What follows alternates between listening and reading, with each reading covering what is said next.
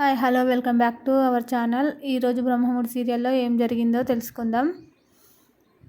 ప్రకాశం బాధగా కవితో, ఇన్ని రోజులు మా అన్నయ్య దారిలోనే నడిచాను నేను, కానీ ఇంట్లో పరిస్థితులు చూస్తుంటే తప్పు చేశానేమో అనిపిస్తుంది. ఇప్పుడు నువ్వు కూడా నాలానే చేస్తున్నావు, మీ అన్న వెంటే నడుస్తున్నావు. నిన్ను తప్పుబట్టలేను అలా అని మీ అమ్మను బాధ పెట్టలేను. మీ అమ్మ చెప్పింది కూడా ఒకసారి ఆలోచించరా అనేసి వెళ్ళిపోతాడు ప్రకాశం. కవి తండ్రి మాటలకు బాధగా మౌనంగా ఉండిపోతాడు. ఇక సీతారామయ్య ఆసుపత్రిలో కూర్చొని ఉంటే ఇందిరాదేవి అతడికి జ్యూస్ అందిస్తుంది. అప్పుడే భార్య ముఖాన్ని గమనించిన సీతారామయ్య, చిట్టి ఏమైంది, అలా ఎందుకు ఉన్నావో అని ఆరా తీయటంతో 100 కోట్ల వ్యవహారం గురించి, ధాన్యలక్ష్మి చేస్తున్న రచ్చ గురించి చెబుతుంది. రాజ్ 100 కోట్ల అప్పు చేశాడని, దానికి ఆధారాలు ఏమైనా ఉన్నాయా చిట్టి అంటాడు సీతారామయ్య. లేదు బావా, అనామిక వచ్చి చెబితే మాకు తెలిసింది. 100 కోట్లు అప్పు చేసిన రాజ్ కూడా అంగీకరించడంతో సమస్య మొదలైంది బావా. అసలు అంత డబ్బు ఏం చేశాడో అర్థం కావడం లేదు అంటుంది ఇందిరాదేవి. దాంతో సీతారామయ్య ఆలోచనలో పడతాడు.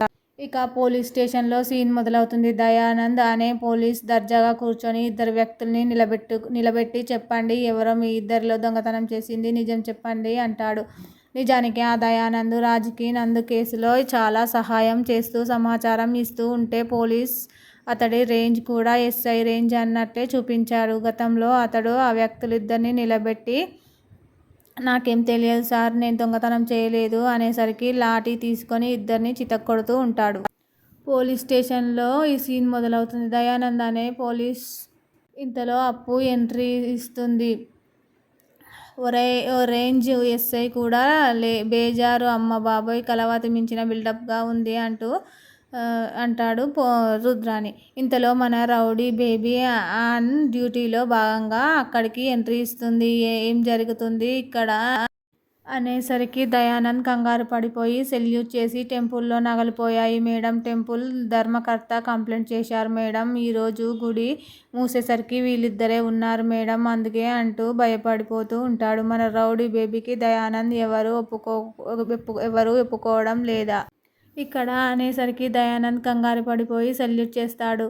టెంపుల్లో దొంగతనం ఎవరు చేశారు ఒప్పుకోవడం లేదా అంటుంది మన ఎస్ఐ అపూర్వ. అందులో ఒక ముసలి వ్యక్తి, నాకు నిజంగానే దొంగతనం చేయాల్సిన అవసరం లేదు మేడం, ఊరికే అనుమానించి తీసుకొచ్చి కొడుతున్నారు మేడం అంటాడు.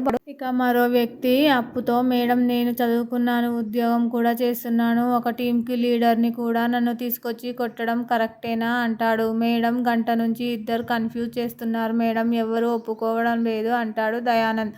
అప్పుతో వెంటనే, అప్పు ఉద్యోగం చేస్తున్నా అన్న అబ్బాయితో నిన్ను ఎక్కడో చూసినట్టు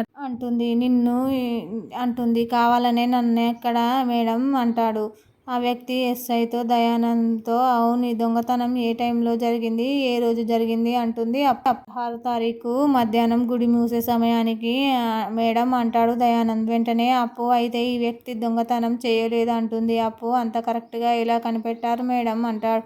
ఆ వ్యక్తి పక్కనే ఉన్న మరో ముసలి వ్యక్తి కాస్త కంగారు పడతాడు. మొన్న 16వ తారీఖు బ్యాంకుకి వచ్చావు కదా మధ్యాహ్న సమయంలో, అప్పు కావాలనే, అవును మేడం అంటాడు.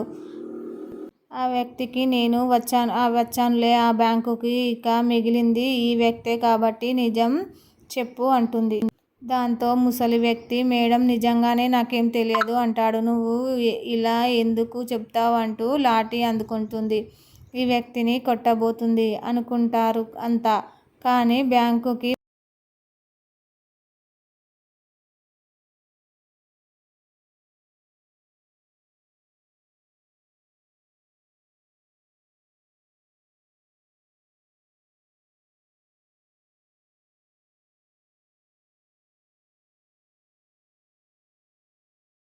దాంతో అప్పు కానిస్టేబుల్ను వీడిని తీసుకువెళ్ళి ఆ నగలు రికవరీ చేసుకొని వీడితో పాటు ఆ రమ్యని కూడా లాక్కురండి అని పురమాయిస్తుంది. దాంతో కానిస్టేబుల్ వాడిని తీసుకొని పోతాడు. వెంటనే మన రాజాప్తుడు దయానంద్, మీరు చాలా టాలెంటెడ్ మేడం అంటారు.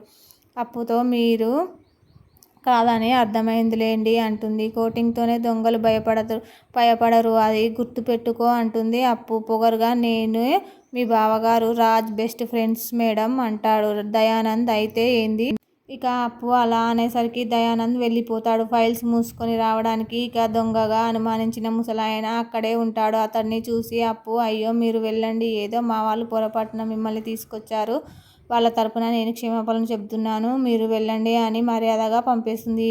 ఇకపోతే దుగ్గిరాల వారి ఇంటికి బ్యాంకు వాళ్ళు వచ్చి డబ్బు చెల్లించలేదు కాబట్టి జప్తు చేస్తాం అని చెప్పడం.